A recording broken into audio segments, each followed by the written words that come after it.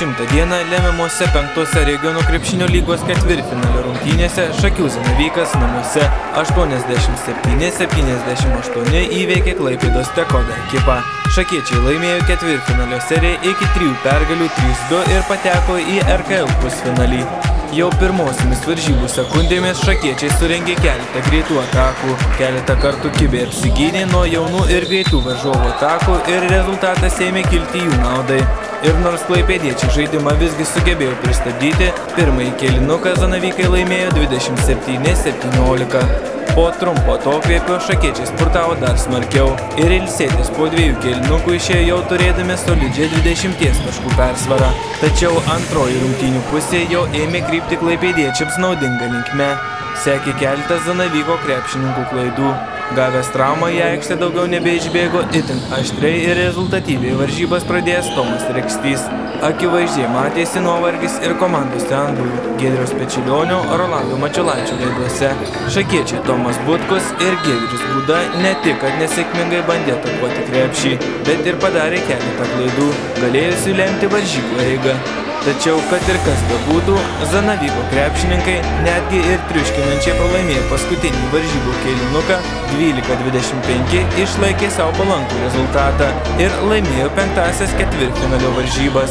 Rezultatyviausiai nugalėtojų komandoje žaidė Rolandas Mačiulaitis, jo sąskaitoje 19 taškų ir 8 kartus atkovotas kamuolys. Algimantas Liutkus pridėjo 17, komandos kapitonas Giedrius Pečilionis 14 taškų.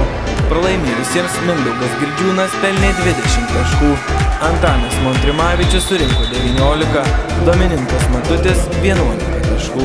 Paprasčiausiai pradžią paleidom ir po to visas varžybas stengiamės pavyti, bet paprasčiausiai gal jėgų neužteko ir viskas. Varžovai puolime labai daug kamuolių pasiėmė ir išnaudojo antrų šansų savo. Gerai sužaistos rungtynės pradžia, labai gerai, o galas, viskai gerai, kad tas didelis skirtumas taškų buvo. Truputį gal nuovargis gale davė tą, bet sakau, yra tas dalykas gerai, kad vyrai šiandien dantis sukandė, žaidė visa komanda. Ir ant suolo žaidė visi, ir aikšteliai žaidė. Tai labai malonu ir aš džiaugiuosi ir sveikinu, kad pagaliau vėl papuolėm į tą stipresnį ketvirtą, kur tikrai mes, pasakys teisybė, kad mes tikrai esam stipresni. Ačiū Klaipėdai, jie įkando mums 2 kartus, pamokė, tai dabar ateity mums šitos pamokos tikrai turėtų padėti ketvirtą. Pirmosios Šakių Zanavyko ir Klaipėdos Tekodos rungtynės baigėsi 64-74 klaipėdiečių naudai, antrosios ir trečiosios šakiečių pergalėmis, atitinkamai 90-52 ir 86-70.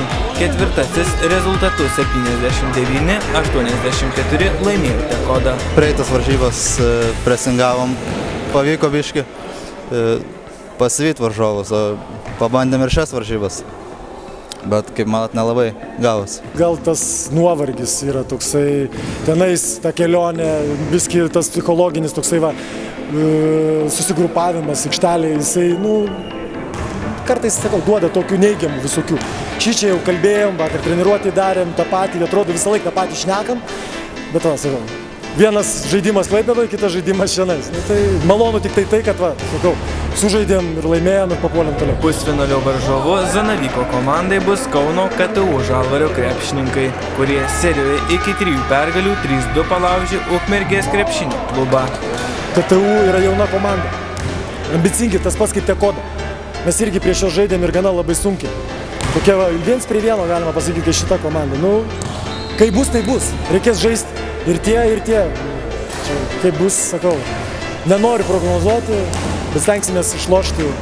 Manau, pusfinalį turėtų praeiti Zanavykos, o finalė jau neaišku, jau laimės dalykas. Reguliariame sezone Šakių Zanavykas su Kauno KTU Žalvario komanda susitiko 2 kartus ir abu kartus laimėjo. Pirmasias rungtynes Šakiuose rezultatu 87-82, bei antrasias Kaune 8 taškų skirtumu 87-79. Kai pasibaigs pusfinalio mačai, Zanavyko komandos kapitonas Giedrius Pečilionis nebuvo linkęs prognozuoti, tačiau pažadėjo, jog į aikštę jis kovoti iki galo. Kaip susiklostys aplinkybės toliau, matysim. Eisim į aikštelę, žaisti, laimėti. Duos Dievas, gal šiais metais pasirodysim geriau negu praeitais. Jau geriau tikrai negu praeitais. Pusfinalyje, kaip ir ketvirtfinalyje komandos kovos iki 3 pergalių. Verta paminėti, jog sezono pradžioje iš sąlyginai laikyto silpno Suvalkijos regiono į finalo ketvertą pateko 3 komandos – Šakių Zanavykas, Kauno KTU Žalvaris ir Birštono Jazz Dirimta. Darius Mikelionis, Darius Pavalkis, Draugas TV.